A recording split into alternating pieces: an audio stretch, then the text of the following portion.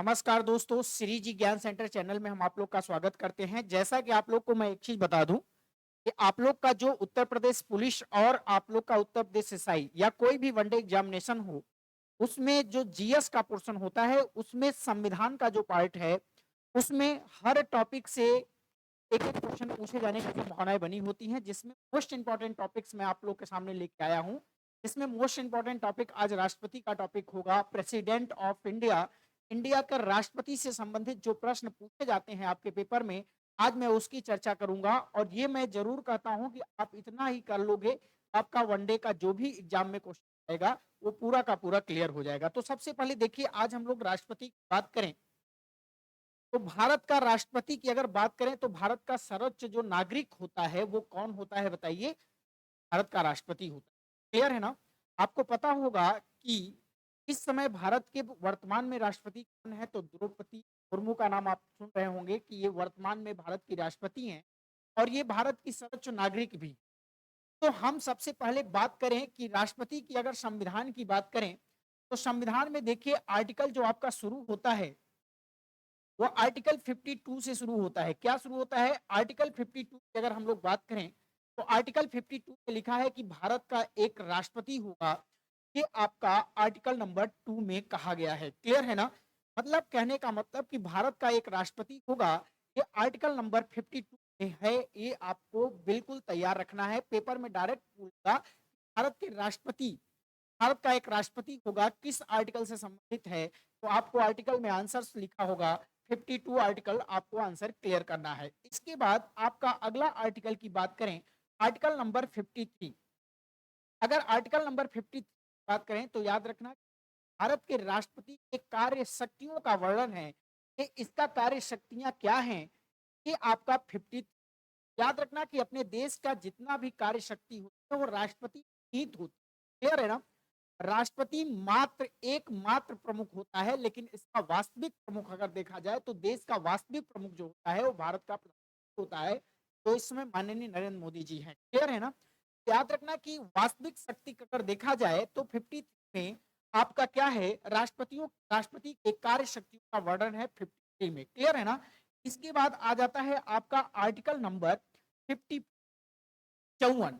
54 में च वर्ड आ रहा है और चुनाव वर्ड आ रहा है। क्लियर है ना? तो याद रखना आर्टिकल नंबर 54 में भारत के राष्ट्रपति के चुनाव से संबंधित इस आपकी चर्चा की गई है।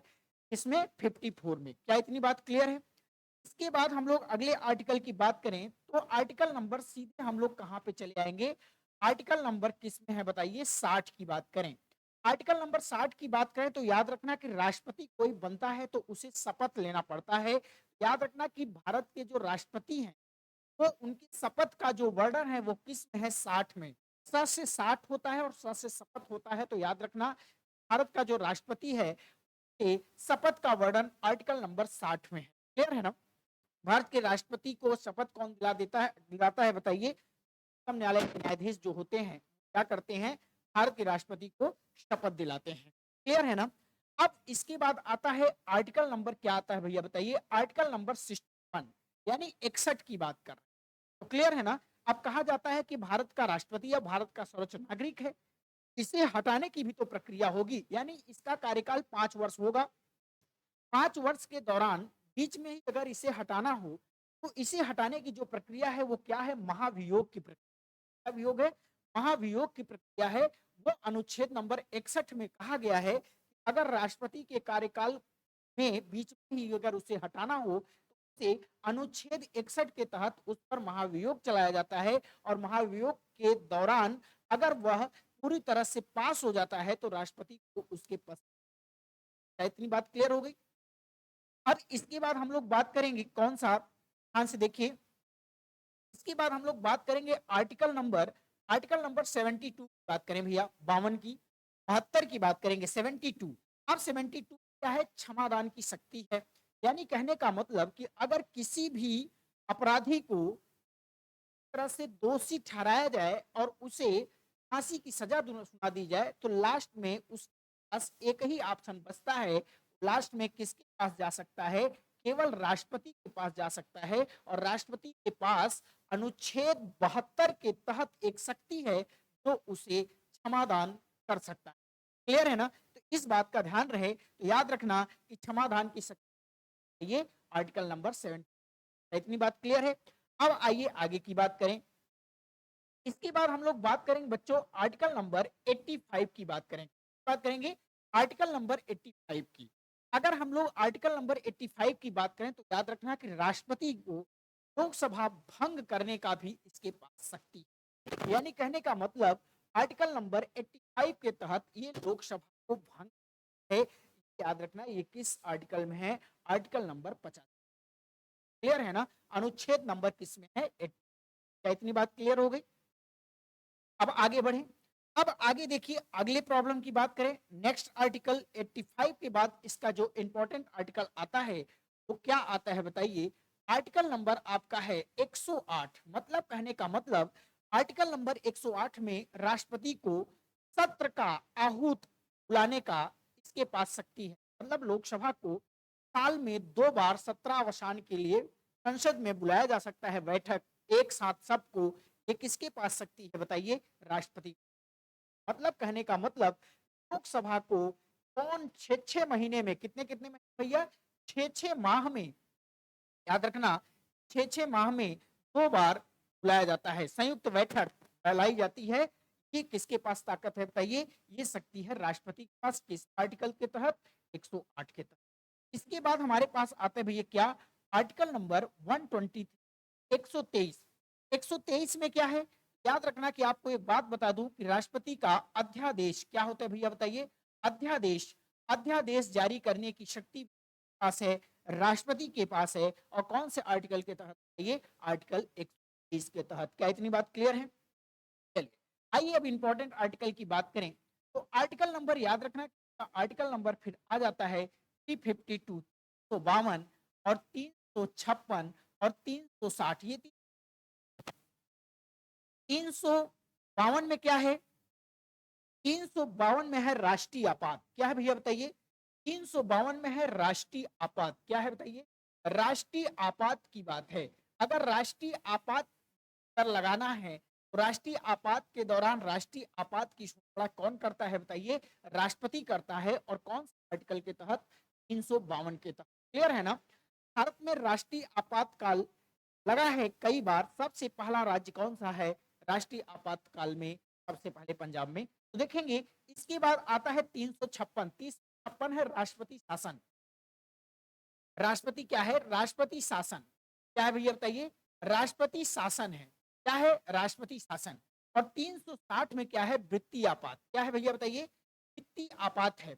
आपात की बात करता है, वित्तीय आपात है। क्लियर है ना? तो याद रखना कि 360 के तहत वित्तीय आपात लगाया जाता है। अब वित्तीय आपात अभी तक, वित्तीय आपात अभी तक एक बार भी लगा है, इस बात का ध्यान रहे। तो आर्टिकल 352 राष्ट्रीय आपात।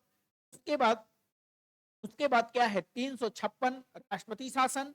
और 360 क्या है? वित्तीय आपात है। कहने का मतलब राष्ट्रपति को इन सब शक्तियों का प्रावधान है। इन इन आर्टिकल के तहत राष्ट्रपति शक्तियों का क्या कर सकता है? प्रयोग कर सकता है। तो आप लोग को आशा कर रहे हैं कि आप लोग को सारे आर्टिकल्स याद हो गए होंगे। पहला 52, आर्टिकल नंबर 52 में राष्ट्रपति का क्या है? राष्ट्रपति होगा। आर्टिकल नंबर 53 में क्या है? भारत के राष्ट्रपति की कार्यशक्तियां हैं। आर्टिकल नंबर 54 में क्या है? राष्ट्रपति का चुनाव है। आर्टिकल नंबर 55 में क्या है? राष्ट्रपति के चुनाव की प्रक्रिया है, कैसे इसकी चुनाव होगा। आर्टिकल नंबर 60 में क्या है? राष्ट्रपति के शपथ के बारे में बताया गया है। आर्टिकल नंबर 61 में क्या है? राष्ट्रपति के ऊपर महाभियोग कैसे चलाया जाएगा उसकी चर्चा किया गया है। राष्ट्रपति अनुच्छेद नंबर 72 में क्या है? राष्ट्रपति के समाधान की शक्तियां हैं। आर्टिकल नंबर 85 में क्या है? लोकसभा को ये कैसे भंग कर सकता है। और आर्टिकल नंबर 108 में क्या है? सत्रावसान बुलाने की शक्ति है इसके पास। और आर्टिकल नंबर 123 में क्या है? आर्टिकल नंबर 123 में बेटा क्या है? अध्यादेश जारी करेगा। और आर्टिकल नंबर क्या छूट गया है? Article number 143, 143। अगर राष्ट्रपति को कोई दिक्कत हो जाए तो किससे सलाह लेगा? अरे आम आदमी से तो सलाह नहीं लेगा ना। राष्ट्रपति को कोई दिक्कत हो जाए तो वह जो है सीधे सुप्रीम कोर्ट के जज से सलाह लेता है। लेकिन सुप्रीम कोर्ट का जज अपना सलाह तो दे देगा, लेकिन ये मानने के बाध्य है या नहीं है, ये राष्ट्रपति के ऊपर डिपेंड नहीं करता है। ये मान भी सकता है और नहीं भी मान। क्लियर है ना? तो आज मैंने आप लोग को राष्ट्रपति के बारे में इतना किया है। भारत का प्रथम राष्ट्रपति डॉक्टर राजेंद्र प्रसाद किस राज्य से बिलोंग करते हैं? तो वो याद रखना कि वो बिहार राज्य से बिलोंग करते हैं। और भारत की महिला राष्ट्रपति सबसे पहले कौन है? तो आपको पता होगा, प्रतिभा पाटिल। कौन से नंबर की राष्ट्रपति रही है? तो 12वें नंबर की राष्ट्रपति। क्लियर है ना? इस समय कौन राष्ट्रपति है? द्रौपदी मुर्मू है, जो झारखंड से बिलोंग करती हैं। तो इस चीज का याद रखिएगा आप लोग। तो इसी तरीके से राष्ट्रपति के बारे में और छोटे आते हैं, जैसे आता है, बताइए निर्विरोध चुनाव कौन जीता है राष्ट्रपति का? तो आपको पता है कि नीलम संजीव रेड्डी हैं। और नीलम संजीव रेड्डी हो गए। उसके बाद आपका बीबी गिरी की बात आती है, बीबी गिरी की चर्चा कर लीजिएगा। ये बीबी गिरी तीसरे या चौथे राष्ट्रपति हैं। आज मैंने आपको राष्ट्रपति के बारे में ये सारा चर्चा बताया, राष्ट्रपति के आर्टिकल शेयर करा दिया।